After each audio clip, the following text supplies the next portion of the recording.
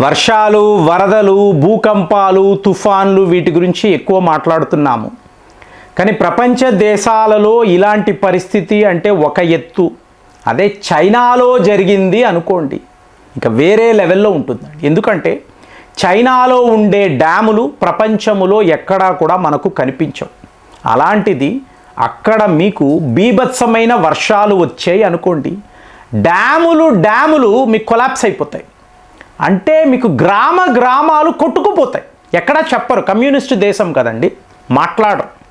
మరి మొన్న అంటే ఈ సంవత్సరములో 2026లో ద 10th టైఫూన్ అంటారండి, తుఫాన్. 10 సార్లు చైనాలో అంటే ఆ దేశ పరిస్థితి ఊహించండి. సో ఇప్పుడు ఇదంతా చూశారనుకోండి, మామూలే కదా. మనం ముంబై గురించి మాట్లాడాము, అలాగే వాయనాడ్, సో ఇవన్నీ మాట్లాడుతూ ఉన్నాం కదా. కానీ గూంగ్జీ అని ఒక ప్రాంతం ఉందండి చైనాలో. అలాగే జింజియాంగ్ అని అంటాం, అటానమస్ ఏరియా అంటాం, జింజియాంగ్ ప్రావిన్స్ అని కూడా మాట్లాడుతూ ఉంటాం.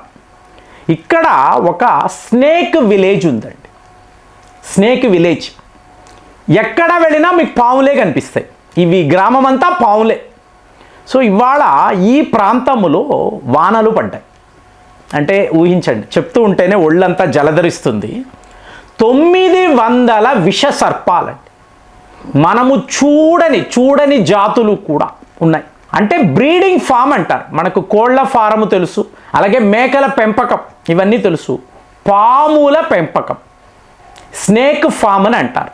ఇప్పుడు మీకు డౌట్ వస్తుంది, అసలు పాములను పెంచుకోవడం ఏంటండి, వీళ్ళు ఏం చేస్తారు అంటే మీకు తెలుసు కదా, ట్రెడిషనల్ చైనీస్ మెడిసిన్ అంటారు, TCM అని అంటారు.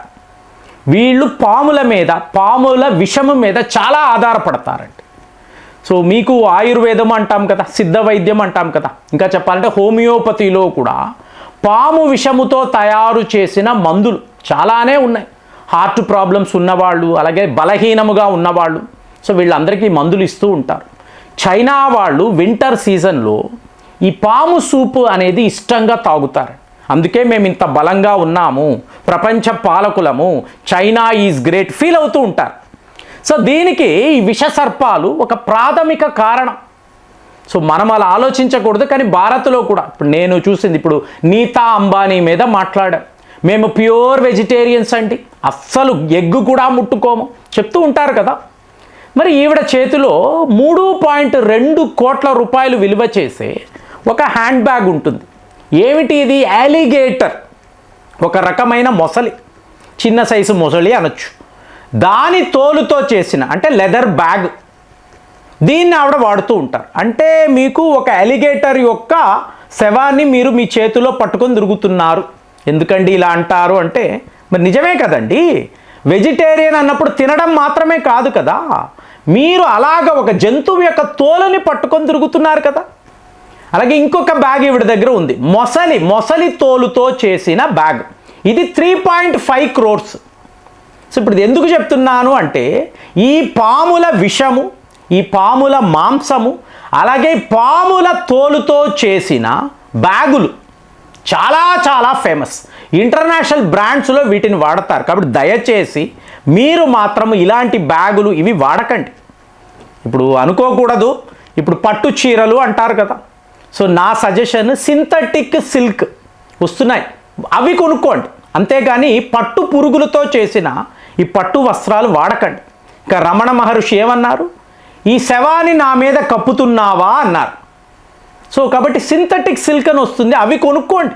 ఇప్పుడు నన్ను అడిగితే ఒక లెదర్ షూ అనండి, లెదర్ బెల్ట్ అనండి, ఇవన్నీ ముట్టుకో దరిదాపుల్లో కూడా వెళ్ళండి. ఎందుకంటే అది ఒక జంతువు కదండి, దాని తోలుతో చేసిన వస్తువులు మీరు ఎలా వాడతారు? వాడకూడదు. కాబట్టి ఎవరి దగ్గరైనా, ఇది పొరపాటున అనను, ఇది ఒక ట్రెడిషన్గా వస్తుంది, పట్టు వస్త్రాలు అనేవి మన సాంప్రదాయంలో ఉంది, కానీ అవసరము లేదండి. ఇంకొక జంతువు తోలుతో తయారు చేసిన వస్తువులు మనం వాడక్కర్లేదు, చైనా వాళ్ళు వాడతారు. సో ఈరోజు వార్తలు ఏమిటి? 900 విష సర్పాలు. సో అన్ని విష సర్పాల మనకు తెలియదు. ఆ వీడియోస్ చూస్తూ ఉంటే కింగ్ కోబ్రాస్ పెద్దవి ఇలా ఈ నదుల్లో ఎంత 29 నదులు పొంగుతున్నాయండి. వాళ్ళ లెవెల్స్ దాటి మీకు ఈ నదులు పొంగినప్పుడు హైడ్రో ప్రాజెక్టులు ఉంటాయి చూసారా, ఇవంతా మునిగిపోతున్నాయి. సరే మునిగిపోవడం, కానీ ఈ పాములు 900 పాములు ఈ బ్రీడింగ్ ఫామ్ నుంచి బయటపడ్డాయండి. అంటే వర్షపు నీరు లెవెల్స్ దాటినప్పుడు ఈ ఫామ్లో ఉండే పాములంతా బయటికి వచ్చేస్తాయి, ఈదుతున్నాయి. సో ఈదుతున్నప్పుడు ఇప్పుడు పగలు అంటే మీరు చూడగలరండి, రాత్రుల్లో విషసర్పాలు మీ ఇళ్లలోకి వస్తే మిమ్మల్ని కాటేస్తే ఎలా ఉంటుందండి. సో ఈ భయము అనేది చైనా ప్రజల్లో కూడా ఏంటి, ఆ పాములనే వీళ్ళు వండుకొని ఇష్టంగా తింటారు, కానీ అదే పాము కాటు వేస్తే పరిస్థితి ఏమిటి.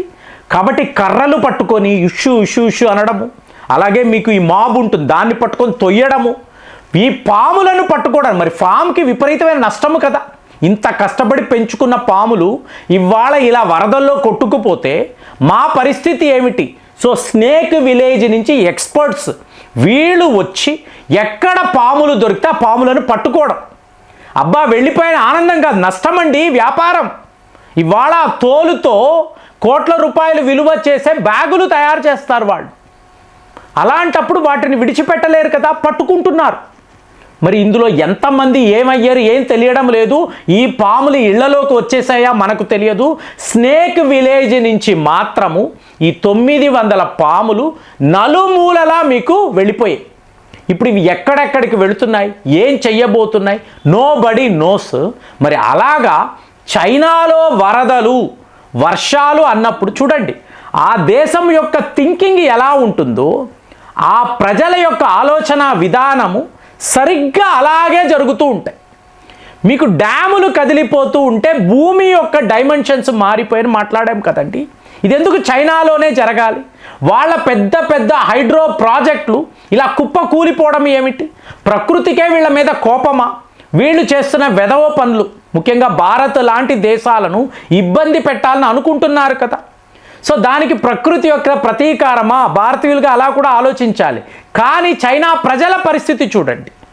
సో మీకు ఊళ్ళు మునిగిపోతున్నాయి, గ్రామాలు మునిగిపోతున్నాయి. మీకు ఈ వర్షాలు ఈ తుఫాను అనేది ఇలాగే కంటిన్యూ అవుతుందని అంటున్నారు.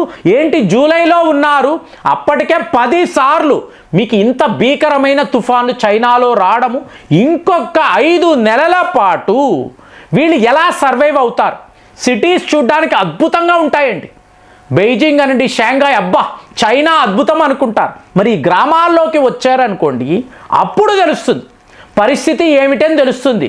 మరి మన దేశంలో కూడా కింగ్ కోబ్రాలు ఉంటాయి, అవి ఇళ్లలోకి వస్తాయా. చెన్నైలో ఒక మొసలి కనిపిస్తే జస్ట్ 2 years బ్యాక్ ఒక మొసలి మీకు ఇలా కనిపిస్తే ఎన్నెన్ని ఫోటోలు ఎన్నెన్ని వీడియోలు. మరి ఇప్పుడు మీరు ఆ వీడియోలు చూపిస్తాను. చైనాలో ఈ పాముల వేట, అసలు ఈ పాములు నేరుగా ఇళ్లలోకి రావడానికి ప్రయత్నాలు చేయడము, కింగ్ కోబ్రాలు ఇలా చూడడం మనుషులను. నేనైతే ఎప్పుడు ఇలాంటి దృశ్యాలు చూసింది లేదు. మరి ఇలాంటి విచిత్రాలంతా చైనాలోనే జరుగుతూ ఉంటాయని అంటారు. సరిగ్గా ఇప్పుడు కూడా స్నేక్ విలేజ్లో ఉండే ఈ పాములు తప్పించుకొని ఎటెటో వెళ్ళిపోతున్నాయి, ఎవరెవరి వద్దకో వెళ్ళిపోతున్నాయి, ఎవరెవరో ఇళ్లలోకి వెళ్ళిపోతున్నాయి. ఇప్పుడు ఎలాగ ప్రజలను రక్షించడం, ప్రజలను ఎలా రెస్క్యూ చేయడం.